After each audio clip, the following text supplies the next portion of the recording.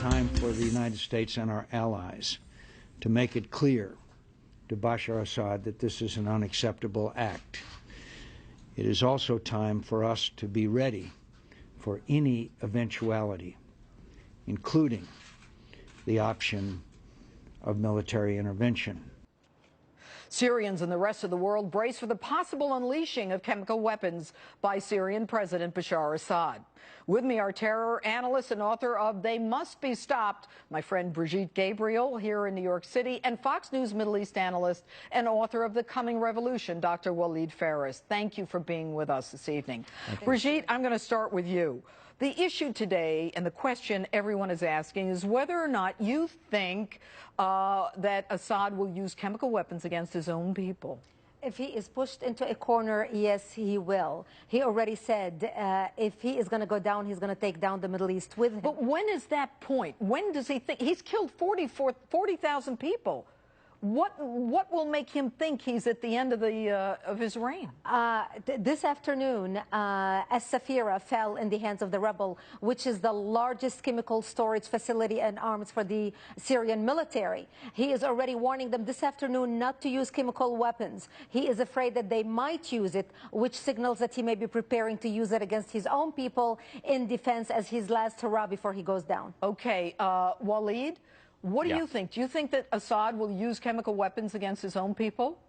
He is going to try not to use it as much as he can because he knows the international reaction is going to be very tough.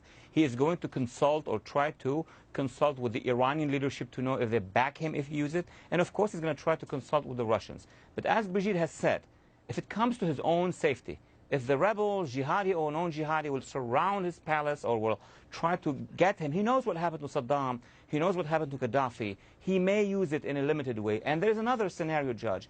If he can exit from Damascus and flee to the northwestern part of Syria, where most of his own community, the Alawi community, is, and then defend himself, and he is attacked, then most likely he will use it to defend his own community. What is with the Russians? Why are the Russians siding with Assad in this, Brigitte? Well, the Russians are siding with Assad. They are trying to create the friendship, and they are also trying to create a counterbalance against the United States. It's like who's siding with who at this point.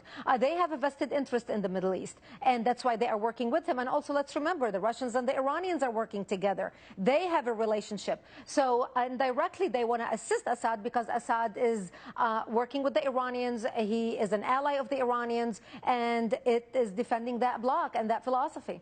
And Walid, if Assad gets to the point where he either takes asylum or let's assume he uses the chemical weapons, what will happen then?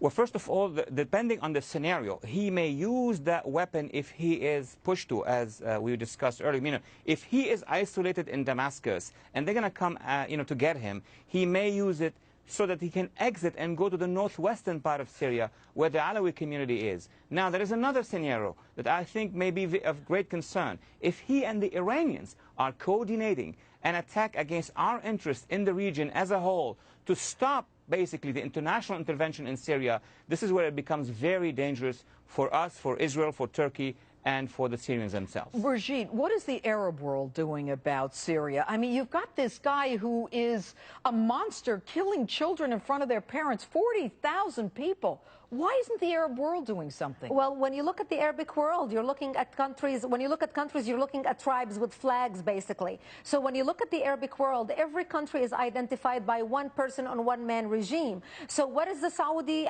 kingdom is going to do? You know, they are also the rulers ruling the majority. When you look at all the Arabic countries, they can identify with Assad because this is how they are ruling. They're not democratic nations. So that's why they're sitting on the sidelines. However, today, this afternoon, the Middle East, the surrounding countries around Syria, because of what happened this afternoon with the falling of Safira, you know, the chemical weapons in the rebels' hands. Israel is on alert. The surrounding countries around Syria are on alert, as well as the West. Well, certainly a very dangerous situation. Brigitte, Walid, thank you so much for being with us this evening. Thank you.